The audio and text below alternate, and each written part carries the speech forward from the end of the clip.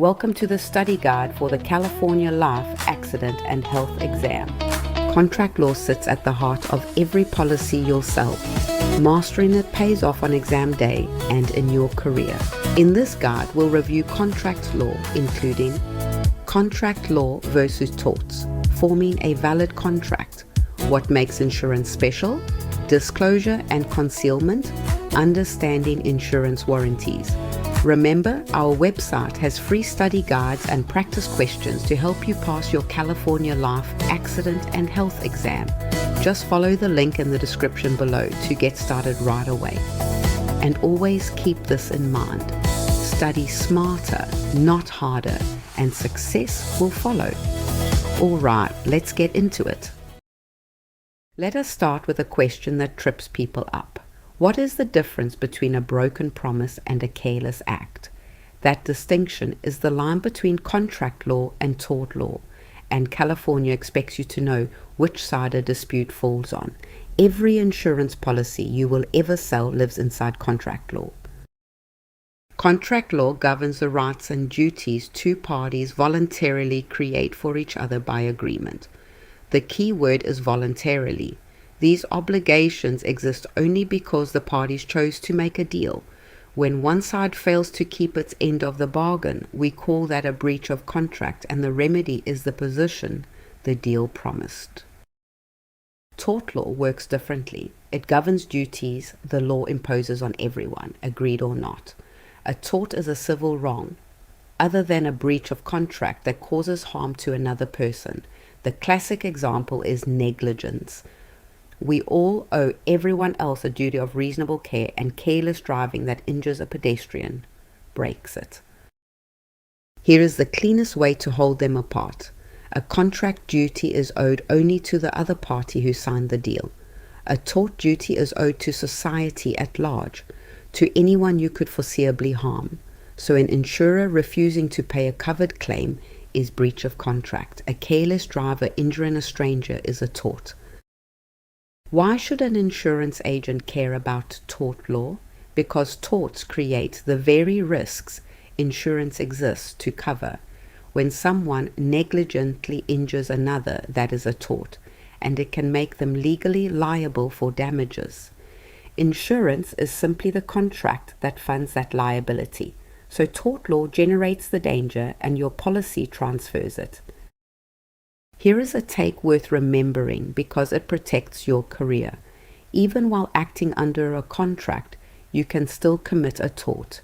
If a producer carelessly misstates coverage or forgets to submit an application and the client suffers a loss, that producer can face an errors and omissions claim. It sounds in tort completely separate from the policy. To lock this in, use two words, agreed versus imposed. Contract duties are agreed, you opted in. Tort duties are imposed on everyone with no agreement required. On exam day, if the duty exists only because two parties signed a deal, choose contract law. If it is owed to the public regardless of any agreement, choose tort law. What we just covered is exactly the material in our free question bank, and these are not throwaway questions. They are written to test the fine distinctions the real California exam loves, like telling a breach of contract from a tort. Try a few right after this video and watch your confidence climb. Now, let us build the foundation under every policy, the four elements of a valid contract. Because an insurance policy is a legal contract, it must satisfy the same requirements as any other. California groups them into four: agreement, competent parties, legal purpose and consideration, miss anyone, and no valid contract forms. I remember them as all contracts look complete. The first element, agreement, means a genuine meeting of the minds. One party makes an offer and the other gives an unconditional acceptance of that exact offer. An offer is a proposal to enter a contract on stated terms, binding the moment the other side accepts. Acceptance must mirror the offer completely, matching the terms without adding new conditions. Here is where students lose a point. What if the response changes the terms? or accepts only on conditions. That is not acceptance at all. A qualified or conditional acceptance is really a rejection of the original offer plus a brand new offer sent back. We call it a counteroffer, handing the choice back to the original offerer. Watch how this plays out in a real sale, because who makes the offer depends on the premium. When an applicant submits a completed application with the first premium, the applicant is making the offer to be insured. The insurer accepts by issuing the policy exactly as applied for. Money with the application means the applicant makes the offer. But flip it around. If the applicant sends the application with no premium, that application is only an invitation for the insurer to make an offer. The insurer offers by issuing the policy and the applicant accepts by paying that first premium. And if the insurer issues something different, a higher premium or an added exclusion, that is a counteroffer. The second element is competent parties. Both sides must have legal capacity to contract. For a person, capacity generally means three things: being of legal age, which is 18 in most states, being mentally competent and of sound mind, and not being so impaired by drugs or alcohol they cannot understand the deal. Fail any and capacity is missing. Two capacity details show up on the exam. First, minors, because a minor usually lacks capacity. An application involving a minor typically must be signed by an adult parent or guardian, which is why a parent signs a juvenile policy. Second, the insurer is competent only when properly licensed and authorized. An unlicensed entity selling insurance is not competent. The third element is legal purpose. The object of the contract must be lawful and not against public policy. A contract formed to accomplish something illegal is void, unenforceable entirely. For ordinary insurance, this is easy because the lawful transfer of a pure risk for a premium breaks no law. The requirement usually clears without trouble. Let me make that concrete. An agreement to purchase stolen goods lacks legal purpose, so it is not a valid contract. And insurance that is really a wager, a bet on an event where the buyer has no insurable interest, also lacks legal purpose. That is why insurable interest matters. Insuring a stranger's life just to collect is gambling. The fourth element, consideration, is the thing of value each side gives the other.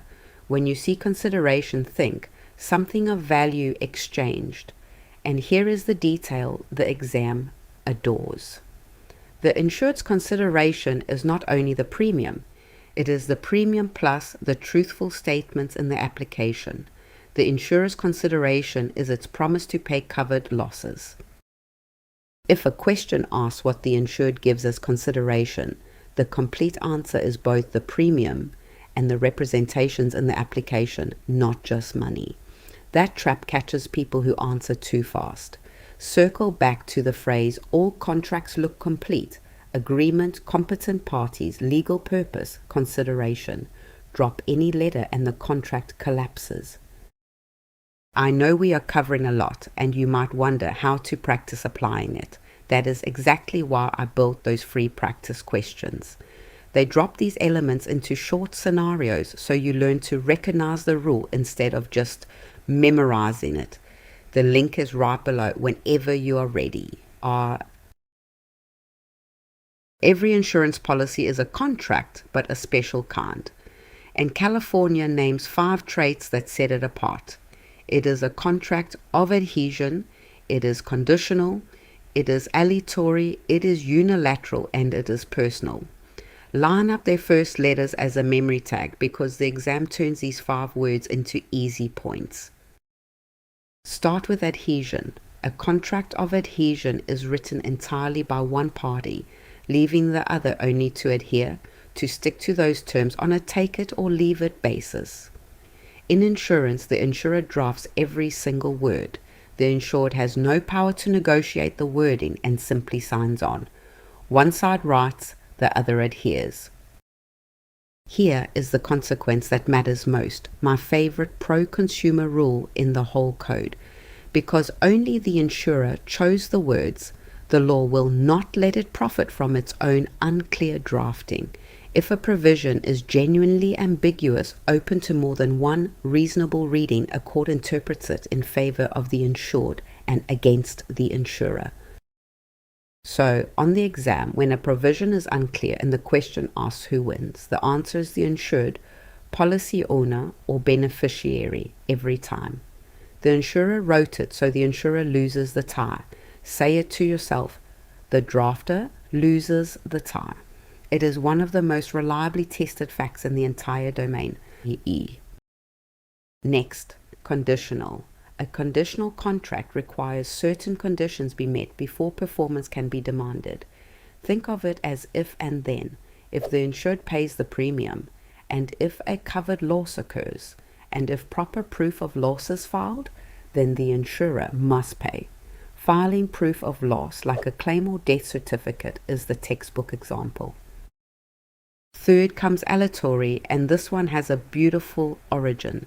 An aleatory contract is one where the values exchanged may be unequal, because performance depends on an uncertain event. The word comes from the Latin for dice. Picture a lopsided gamble. An insured might pay premiums for years and collect nothing, or pay one small premium and collect thousands. But it is not gambling, because the insured has an insurable interest and transfers a real risk rather than creating one. The exam phrases aleatory as a small premium for a potentially large benefit, or the values exchanged may be unequal. Here is the trap. Do not confuse aleatory with adhesion. Aleatory is unequal value. Adhesion is who wrote it.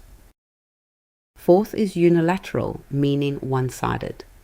In insurance, only the insurer makes a legally enforceable promise, the promise to pay covered losses. The insured makes no enforceable promise to keep going. As long as the insured pays the premium, the insurer is bound, but the insured can stop paying any time and walk away, never sued for breach. The distractor to watch is the word bilateral, meaning both sides promise. That is wrong for insurance. Only the insurer is legally on the hook while the policy is in force. The insured holds all the freedom to leave. So if a question calls insurance bilateral, reject it. Insurance is unilateral, and that single word is often the whole answer. The fifth trait is personal. A personal contract is made with one particular person and cannot be transferred without the insurer's consent, because a different person is a different risk. This is clearest with auto and homeowners policies, but life insurance differs. Because a life policy is the owner's property, the owner generally can assign ownership, for example, as loan collateral. So hold two facts about the personal characteristic. One, the general rule that insurance is a personal contract you cannot freely hand off, truest of auto and homeowners. Two, the life insurance exception, where ownership can be assigned because the contract follows whoever the policy owner is. Examiners love pairing these, so know both the rule and exception cold. Before we leave characteristics, two more deserve attention, and the first drives everything that follows. Utmost good faith means the contract assumes complete honesty and full disclosure of material facts by both parties. Each side may expect the other not to hide information or act deceptively. Violate that through concealment or misrepresentation, and the wronged party can undo the deal. The second is indemnity, restoring the insured to the financial condition enjoyed just before the loss, no better and no worse. Indemnity applies to medical expense health insurance, which reimburses actual covered costs, so no one profits from a loss. It does not apply to life insurance because a life cannot be restored. Life pays a fixed agreed face amount. If some of these characteristics feel slippery, do not worry, that is normal, and exactly why the free practice question bank exists. Working through problems that mix adhesion, aleatory, and unilateral in one scenario is what finally makes the differences obvious. Give it a try after this and let it build real confidence. Let us pin down one precise California definition the exam likes, the word policy.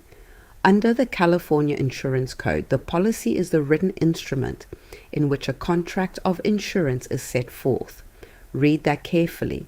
The contract is the agreement, the legal relationship. The policy is the paper that sets that agreement down. Deal versus document. Keep the policy separate from two neighbors the exam bundles with it. The application is the insured's request for coverage and a source of representations. A rider is an attachment that amends the policy. Three different things. The application asks, the policy states the deal, the rider changes it. That word representations is our doorway into honesty. California defines concealment in one crisp sentence. Neglect to communicate that which a party knows and ought to communicate is concealment. Break it into two pieces. First, the party actually knows the fact. Second, the party has a duty to communicate it but stays silent. When both are true, that silence is concealment, one way to breach utmost good faith. Here is where California surprises people, worth flagging. Many states say concealment must be intentional before it voids coverage. California's statute is broader. Its definition never requires the silence to be intentional, and even an unintentional failure can give the insurer grounds to rescind. So if you learned the intentional rule elsewhere, update it. The bar is lower here. If concealment is failing a duty, what is the duty? The code says each party must communicate in good faith all facts within their knowledge that are material to the contract, that they make no warranty about, and that the other side has no means of discovering. The applicant owes the insurer, and the insurer owes the applicant. But the duty has limits, a favorite exam target. Absent a direct question, you need not raise facts the other already knows. Facts they ought to know using ordinary care. Facts they have waived. Facts proving a risk a warranty excludes and not otherwise material, or facts about a risk the insurance accepts. Now, the qualifier that turns a hard question easy. Every one of those exceptions comes with the same catch, except in answer to the inquiries of the other. Silence may be permitted, but a false answer to a direct question never is. So need, not volunteer, does not mean may lie. If the insurer asks, you must answer truthfully. There is one thing you never surrender, even when asked directly, your own judgment. A separate statute says neither party must reveal their own opinion on the matters in question, even upon inquiry. So facts you must share if asked. Opinions and personal judgment you may keep. Facts are demanded on inquiry. Judgment is protected even then. Now the distinction that decides several exam questions, concealment versus misrepresentation. Concealment is silence, failing to disclose a known material fact you had a duty to reveal. Misrepresentation is the opposite motion, an affirmative false statement saying something that does not match the facts. Burn this in. Silence is concealment. A false statement is misrepresentation. Same duty, broken two ways. To remember the categories you can stay silent on, string together 5 words. Knows, ought, waives, warranty, accepts. The other side already knows it, ought to know it, has waived it. A warranty excludes it, or the insurance accepts it. Add your own judgment as the protected 6th. And the payoff? Material concealment gives the insurer the right to rescind. Mastering these fine distinctions takes repetition, plain and simple. The free practice questions drill concealment against misrepresentation and representation against warranty until the right answer feels automatic. That is how you turn understanding into exam-ready recall.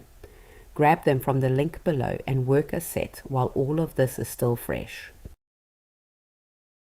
Our final major concept is the warranty, the strongest statement anyone can make inside an insurance contract. A warranty is a statement or promise guaranteed to be true or guaranteed to be done. It is part of the contract itself, so its exact truth becomes a condition of the coverage. That word guaranteed is the whole personality of a warranty.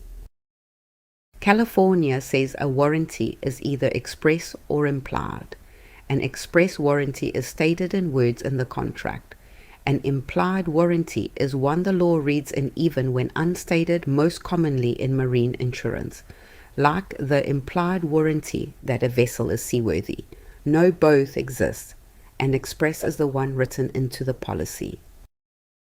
3 quick rules govern an express warranty. First, stating a fact about the person, thing insured, or the risk inside the policy makes it a warranty. Second, no magic words are needed. You never have to use the word warrant because substance controls, not form. Third, and this is key, an express warranty must be contained in the policy. Warranties are flexible in time. One can cover past, present, future, or all of these. A promise about the future, like keeping a night watchman on duty, is a fully valid promissory warranty, and if a policy statement signals an intention that materially affects the risk, the law treats it as a warranty the act will happen.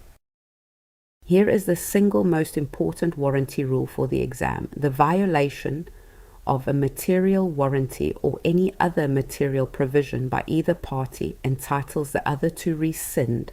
Sit with 3 pieces. The breach must be material, not trivial. The remedy is rescission, unwinding the contract, and it cuts both ways, insurer or insured.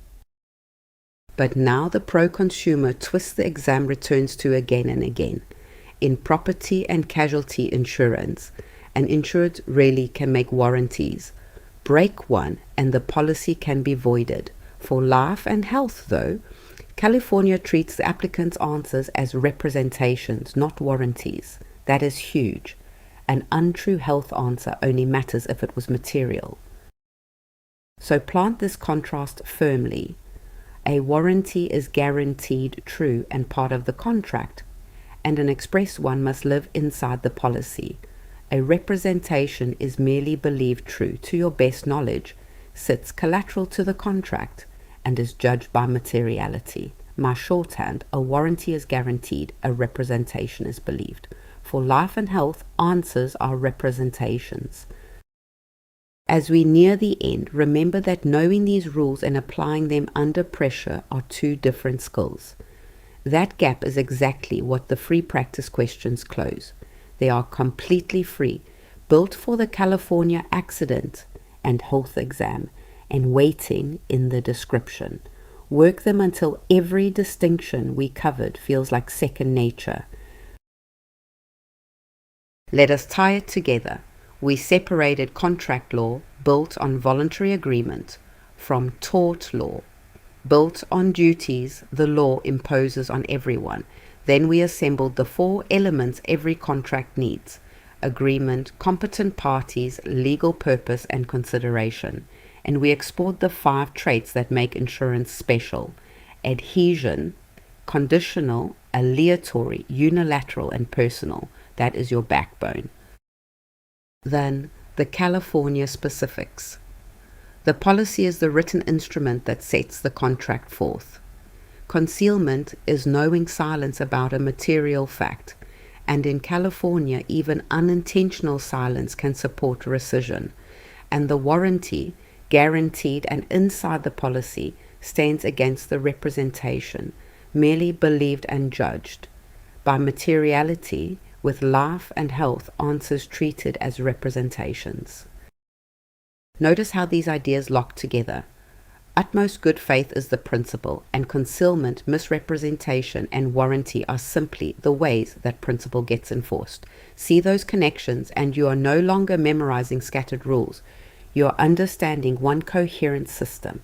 That is precisely the mastery the California exam rewards, and you have started building it today. Now take the last step. Head to the link in the description, open those free practice questions, and put every rule from today to work while it is fresh. With the depth you have gained and that focused practice behind you, you will walk into your California accident and health exam calm, sharp, and ready. You have got this. That's a wrap on our study guide covering contract law. Everything we've covered today is supported by hundreds of free practice questions and study guides, all waiting for you on our website. Just check the link right in the description below. So whenever you're ready, head over there to keep sharpening your skills and continue studying at your own comfortable pace. Subscribe to join us for the next study guide, and good luck on your California life, accident and health exam.